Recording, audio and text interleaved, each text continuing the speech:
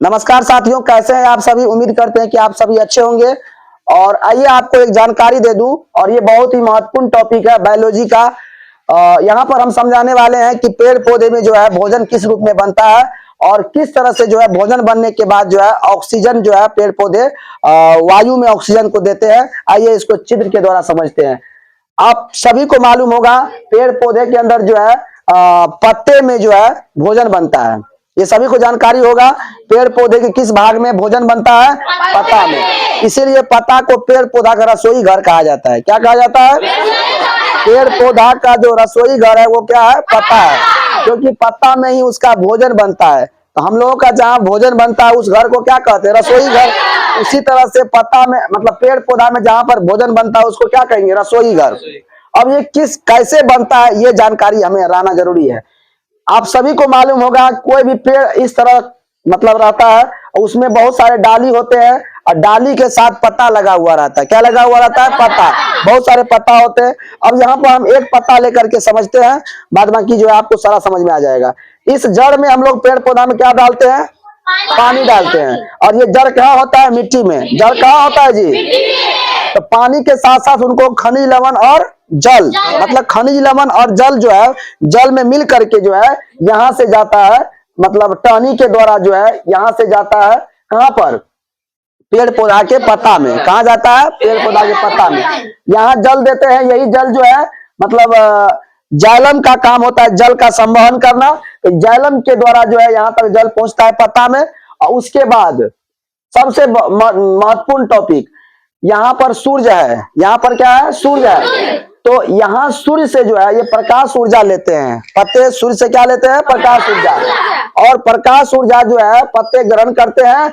और पत्ते में किस भाग में ग्रहण होता है? वो क्लोरोफिल वाला भाग में।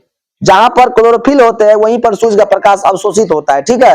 और यह क्लोरोफिल जो होते हैं पेड़ पौधा के पत्ते में होते हैं। और पत्ते के किस भाग में? क्लोरोप्लास्ट में। पत्ते के किस भाग में? क्लोरोफिल कहाँ पाया जाता है? पेड़ पौधे के पत्ते में तो पाया जाता है। पत्ते के किस भाग में? क्लोरोप्लास्ट में। इसलिए ये चीज को बढ़िया समझ लीजिए। चलिए आगे बढ़ते हैं।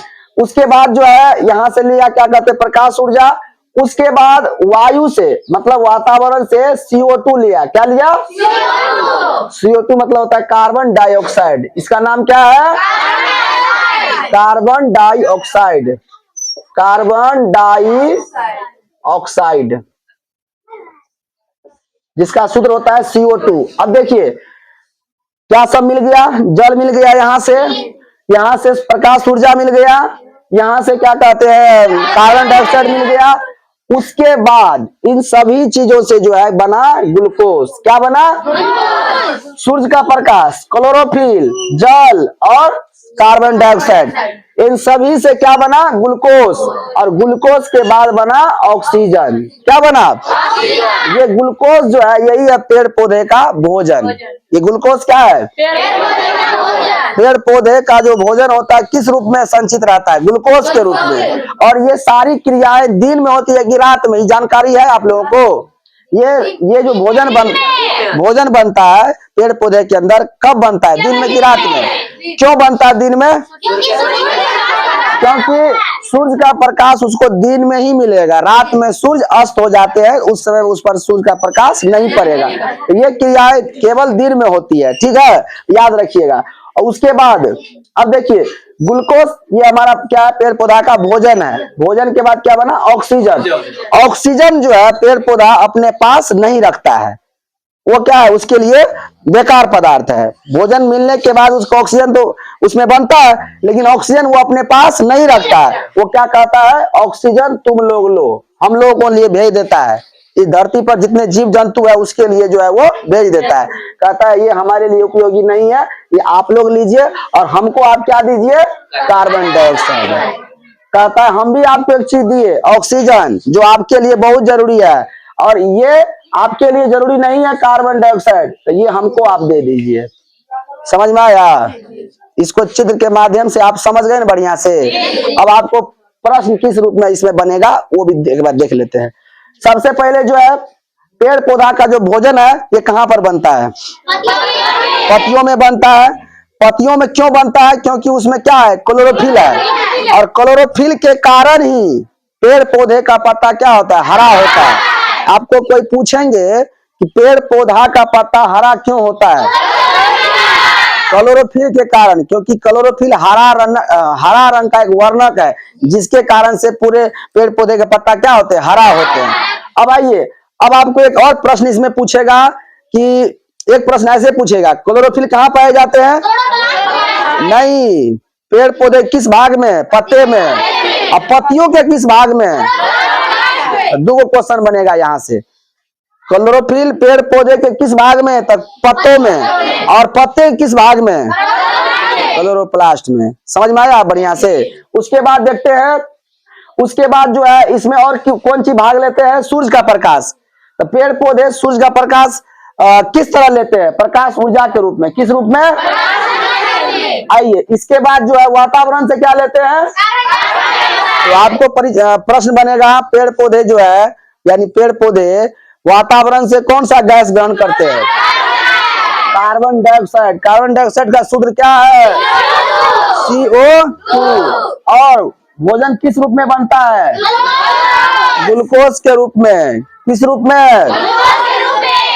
अब देखिए, अब ग्लूकोज बनने के बाद पेड़ पौधे में और क्या बनता है?